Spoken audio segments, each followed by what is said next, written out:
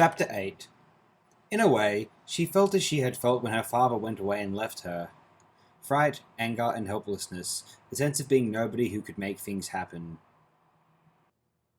But then she had been only 10. 4 years of schooling her face to be expressionless, her thoughts to be her private property, had not gone to waste. After her first despair, she thought, I won't let them beat me. If that dress is hidden around the house, I'll find it. Or I'll bribe Beatie, or coax Judah into telling me where it is. She had learnt a lot about herself in this new rough world. Her own thoughts and conclusions of just a month before filled her with embarrassed astonishment when she reviewed them.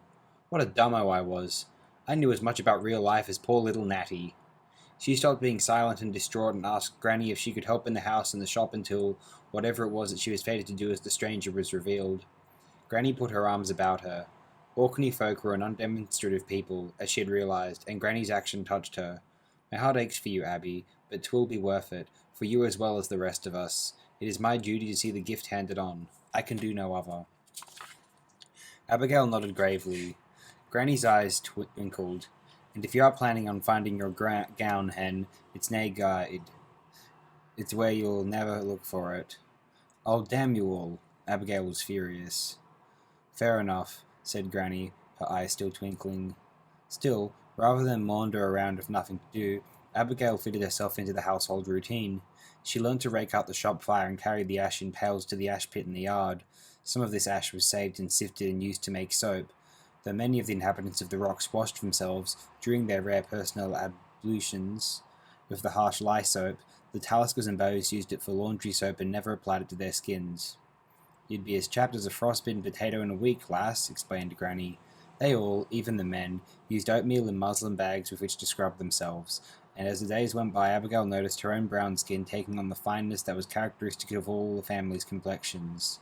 She scrubbed and dusted, washed and polished the lamp chimneys, and learned how to set a wick so that the paraffin, which she called kerosene, burnt clear and without odour. She did approach Beatie about the dress, but the girl said downrightly she had no idea where it was, and would not tell if she did. But Beatie, if I could escape to my own time, maybe you could come with me and go to school and learn all you want, with no one to discourage you. A look of intense yearning passed over the younger girl's face. I'd sell my 10 toes for it, as ye will know, she said. But how could I leave Dovey? For she's all in all to me, now my mother's gone.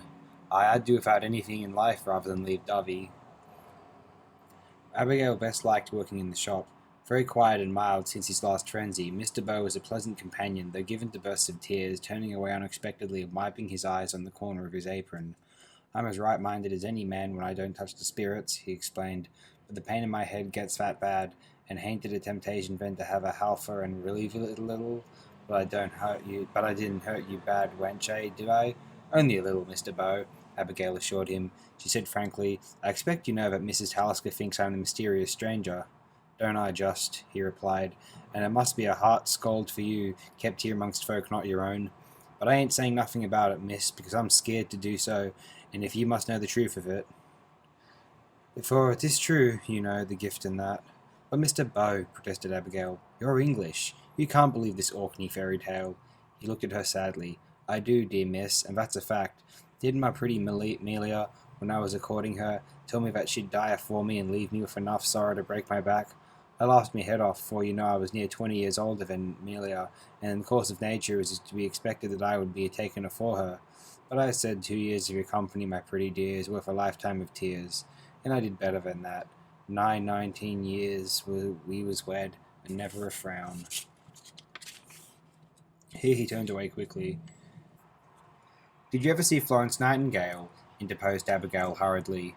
He wiped his eyes, turned once more to his patient pulling and slapping of the rapidly congealing toffee over the great hook. Nay, he said, not to remember like. I mind only filth and the stink of wounds and green water, and then the ship and England. And after a long time I was rejoined by regiment, and, unfit for active duty as I was posted to New South Wales to the garrison, and there I served out my term, 4 years agone now. And what I'd do without Granny and Dovey I can't bear to think, for there's Beatrice needs a mother, and Gibby a fading away, and myself that Maisie sometimes I don't know if I'm on head or heels. Abigail realized dolefully that Mr. Bow would never cross Granny in order to help her. But this did not mean that she did not stealthily investigate every available place where her dress might have been hidden. In such a tiny cottage she was rarely alone, and she was abashed and angry when caught scrabbling behind the sacks of sugar in the cellar under the shop. "It ain't worthy of you, pet," said Granny quietly. Abigail was crimson. "It's all your fault," she retorted. "You took my dress and hid it. I've never before snooped amongst other people's things in my life." "And you'll not have to again," said Mrs. Talisker, mildly, "for I'll tell you where the gown is laid away. In Dovey's bride chest, which is locked." Abigail groaned. "You know very well I'd never as much as lift the lid off Dovey's bride chest, let alone break the lock. You're as crafty as a fox. You ought to be ashamed." "Aye," agreed Granny tranquilly, "but 'tis all in a good cause." "I just want to get home, you know," whispered Abigail. "You're as restless as a robin, child," said Mrs. Talisker, "but 'twill not be long now." There was a great difference in Mrs. Talisker. She had all at once become older and smaller. Only a few weeks before she had towered, or so it seemed, over Abigail. Now Abigail was almost as tall. Her skin had crumpled more deeply, more extensively, like a slowly withering flower. She could not work as hard as before, but sat more often in the parlour with Gibbie, knitting thick grey socks for Judah. "Aye," she said with her sweet smile, as Abigail secretly stared at her. "'Tis a fearful effort to give out the power when it has decided to leave. If I could do what I did for you, child, you can give me a little of your time. Ain't that fair enough?" "Yes, of course," said Abigail, but in her heart she was grudging. Sometimes she sat, pondering, in front of Dovey's bride chest. It was a small green-painted tin box with an arched lid decorated with faded tulips and rosettes. In there was her key to home, but her sense of honour prevented her from taking a knife and forcing the lid. "It's ridiculous," she thought, "but it's true. I can't touch it. Oh, that's Granny. She knows me better than I do myself." She had no curiosity about the contents of Dovey's bride chest, knowing that from the age of 7 every Orkney girl began to prepare household linen against the day when her hand would be asked in marriage. She thought it would be full of towels and sheets and little muslin bags to hold oatmeal. The Rocks was an uncomfortable place to be at that time of the year. As often in Sydney, it was a time of spectacular electrical storms and erratic summer rain. Wild winds snored and spiraled off the Pacific archipelagos, their fringes sweeping the Australian coast like the edges of cloudy shawls. Judah's ship, the Brothers, had been driven onto the mud at Walsh Bay and needed repairs. Though he was working on her all day, he was permitted to spend the nights at home, and so she saw far more of him than hitherto. Now that she was familiar with the household routine, Abigail saw that it turned upon Judah's comings and goings as if he were a pivot. He blew into the house like a bracing northeasterly, and everyone, from the mourning father to Gibbie languishing before the fire in the suffocatingly hot parlour, seemed to absorb vitality from him. He was unlike any boy Abigail had known in her own world. He was just a well-knit, sturdy person of middle height, yet his muscles were of oak, his mind far-reaching and vigorous. At first Abigail observed him with friendly curiosity. The difference between him and boys of 18 in her time was that Judah was a man. She thought of the likeable, aimless brothers of many of her friends, without discipline or ambition, and wondered uneasily how it had come to be that they were so different from this son of a poor family, who had done a man's job, and thought it a right rather than a burden, from his 14th year. He was artless and straightforward, with not the slightest interest in the world from which Abigail had so strangely come. At first she thought he did not believe her when she told him of ships driven by atomic fission, some under the water, and told him that even ferries no longer used steam, but were oil-powered. "Oh, aye," he said, unconcerned. "I believe you. Hannah I seen the gift at work so often since I was in arms. My mother knew the very day I would return to dock, fair weather or foul, when I've a plum duff in the pot, for as a lad I was fair crazy for a slice of spotted dick. But what you told me, Abby love, well, 'tis like all the fingle-fangles the government men prayed about, Henry Parkes and all that lot, Federation and free trade, and republicanism. I know 'tis true, but it had no importance for me. 'Tis here I live, d'ye see, in 1873, and my labour is here, and my own folk, and I'm thankful to God for both. So that's enough for me." "But men landing on the moon," cried Abigail. "Don't you think that's fantastic?" "Damned foolishness, I call it," he said, and flushed. "Your pardon, Abby, for a word Granny would thicken my ear for, but 'tis no more and no less. What good to man or beast is that bare lump of rock?" "At least it makes for tides," snapped Abigail. "And where would you be without them?" He laughed. "True for you, but no man has to go there to press a lever or turn a wheel for that." Having failed to interest him in the future, she turned to the past, and asked him why he was ever homesick for Orkney, as she knew Dovey was. "Not I," he said. "Why, 'tis for past, and dead and gone. I'm a New South Welshman now, and glad about it, aye, gay glad." His eyes danced. Ah, I'm glad to be alive, and at this minute I tell you, there's few enough of my good fortune, for in a month or so I'll be an A.B. with a decent wage and prospects. Oh, aye, he added hastily, in case she felt slighted. I'm sure the time you came from is a very grand place to be, but it's not for me, not for all the tea in China. The cottage was always noisy when Judah was at home.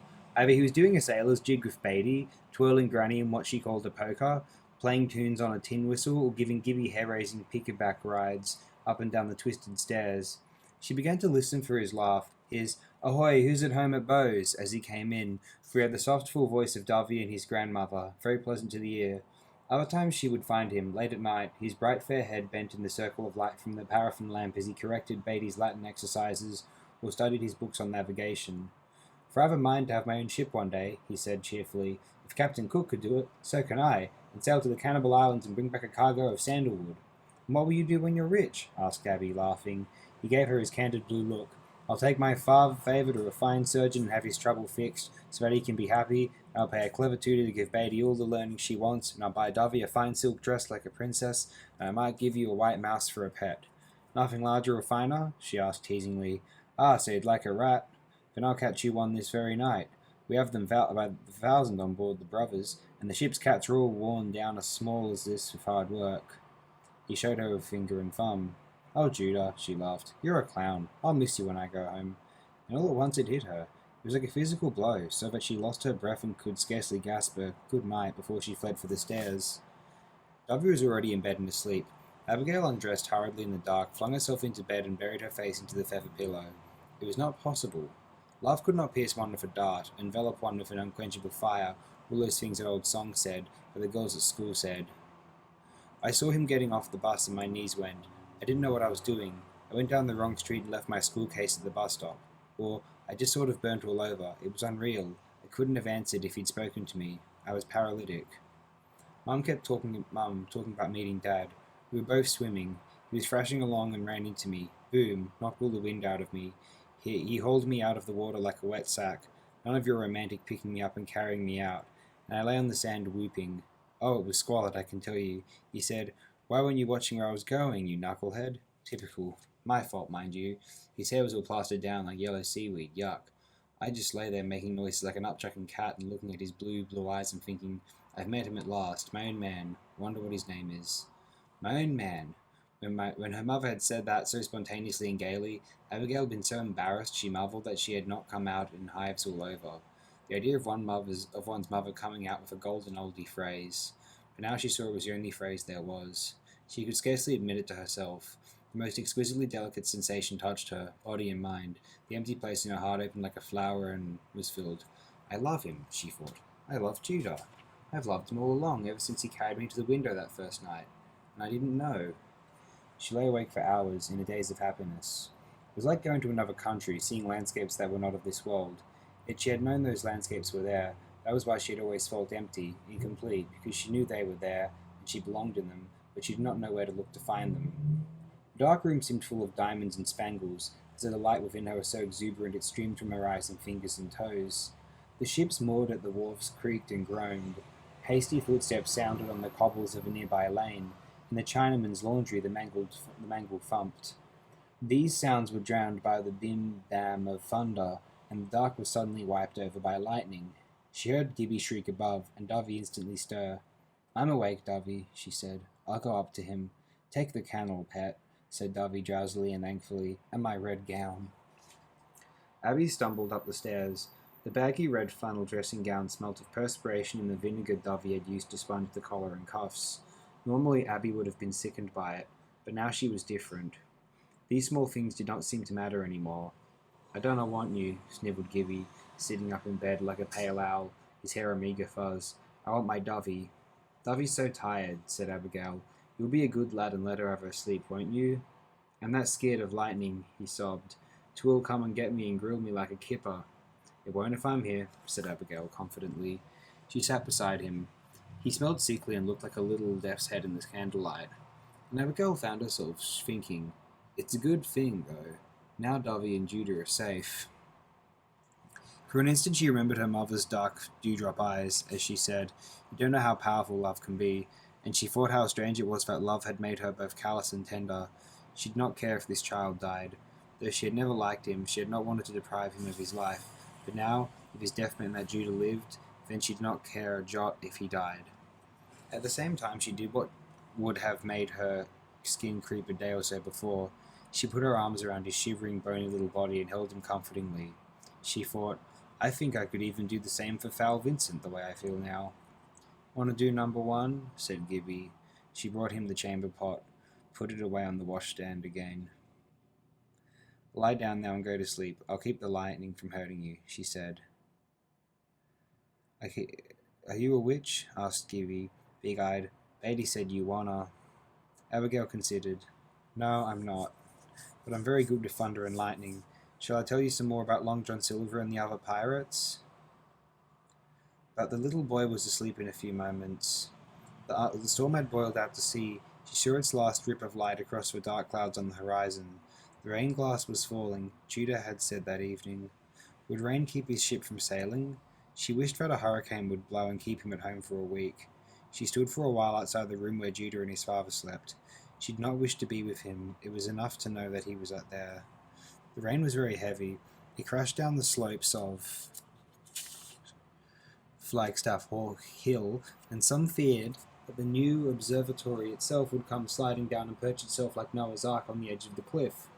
It poured off the high rocks in torrents and drenched the rat-ridden houses that overhung the alleys. The alleys themselves ran like storm channels.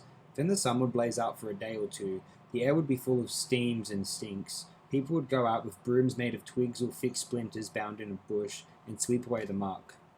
Another time, Abigail would have been outraged that a city already large and prosperous could tolerate such wretchedness on its front step. But now all the rain meant was that Judah was often at home. She spoke to him little. She helped Dovey wash his wet clothes that reeked of tar and seaweed, turning them constantly as they dried before the kitchen fire. "'Twas at a time like this that Aunt Melia and the others took the fever," said Dovey, "for the water gets tainted, and even the gentility die." But death seemed a long way from Abigail.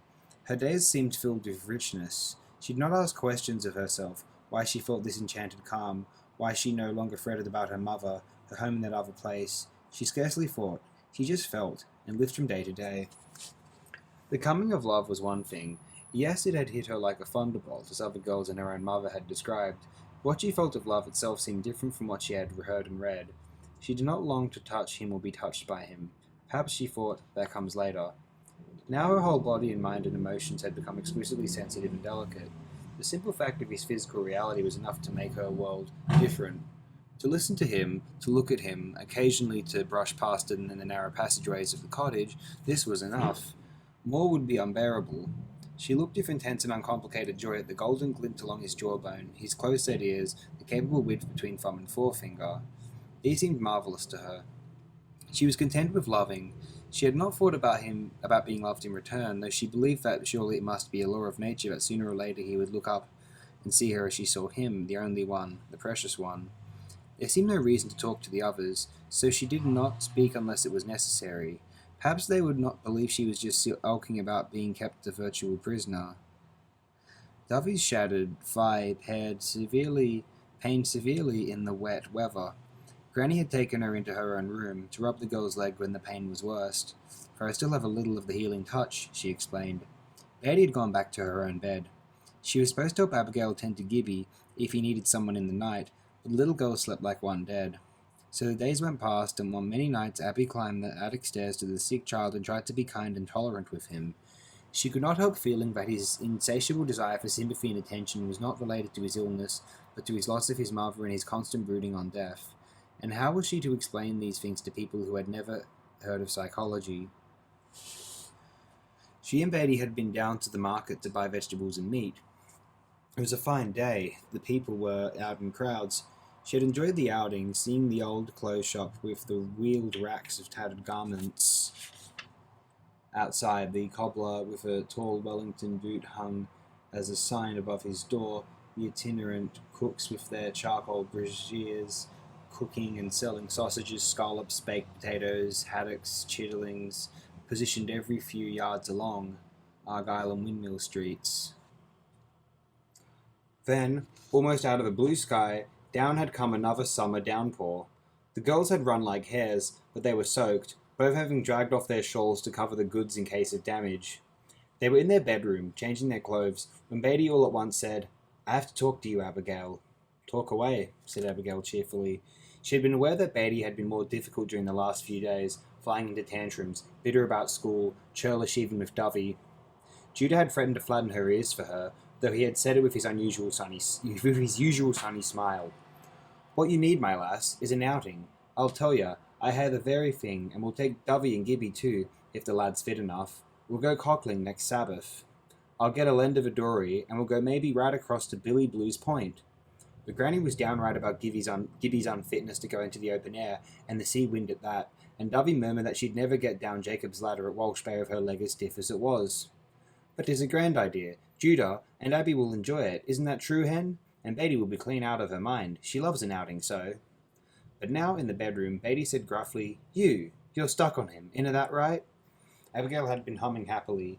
Now she felt as though her blood flowed backwards, so fearful was the sense of privacy breached, of dignity defiled. She stammered, "I don't know what you mean." "Dinna try to hide it from me," said Beatie. "I seen it in your face. Look at you now, red as a radish. You're stuck on him, my brother Judah." "You mind your own business," cried Abigail. "Blind me if it isn't my business," retorted Beatie. Abigail pulled her shift over her head. In its depths she managed to compose her face, force her outrage to subside. She pulled down the shift and fastened the tapes of her drawers. "And suppose you're right. What's the matter with that? Not that I'm saying you're right. Because Judah thinks you're just a child, like me. That's one thing. And the other thing is he's promised." "Promised?" whispered Abigail. "What is promised?" "Are you daft? He's betrothed to Dovey. He's always been promised to her." It was as if the light had diminished. Abigail finished dressing, brushed her damp hair, and tied it back. She did all these things automatically, her eyes fixed on Beatie's face. "Stop grinning at me," ordered Beatie testily. "What else did you expect? Didn't Judah lame her, when she was but a weaned, flitter-brained scamp that she was? Not every man wants a lame wife, so he owes her something. But no matter about that. How could he help loving Dovey, beautiful and good as she is?" "In my time she wouldn't be thought beautiful," said Abigail, and was immediately ashamed. "And in this one you're no royal painting," snapped back Beatie, "and neither am I, come to that. But I'm telling you now, Judah belongs to Dovey, and they'll marry as soon as he's out of his time." "But I've never seen him kiss her or anything," said Abigail half to herself. "How could anyone guess they are promised?" "Kissing? That's no for Orkney folk," cried Beatie haughtily. "We keep our feelings to ourselves." "Not you, I notice," flashed Abigail. "And anyway," continued Beatie, "such things are for after the betrothal, when Judah is out of his time, and is old enough to wed, and gives her a ring. She's to have a garnet in a band of gold. Real gold." "Groovy," said Abigail numbly. "I dinna ken what that means," said Beatie gruffly, "but I can tell by your mug it's no compliment. I'm telling you straight, I'll not have you come between them. I'll break your head first." "Be quiet," said Abigail, in so cold a voice that Beatie faltered. Her fiery gaze dropped, and she muttered, "I hanna any right to speak like that. I ken no other way but to bluster, you see, Abby, because it's the way of folks about here." Abigail was silent. "Nobody's going to make Dovey unhappy," said Beatie sullenly. "Nobody. Not while I'm around.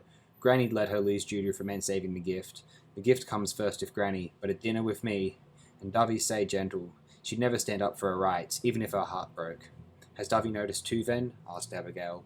Beatie shook her head. She hadn't mentioned anything. "Well, then," she said, with a return to her previous aggressive manner, "what will you do about it?" "This," said Abigail. She seized Beatie by the shoulders and shook her with such violence that when she let her go the little girl fell on the floor. She gaped at Abigail, not knowing whether to screech maledictions or leap at the older girl like an infuriated monkey. "You're a stirrer, that's what you are," said Abigail. "Don't you breathe a word of this to Dovey or I'll break your head." "You don't know that what you said has a word of truth in it." "Granny will know," said Beatie, half tearful, half triumphant. "Yes, and I'm going to see her, right now," said Abigail.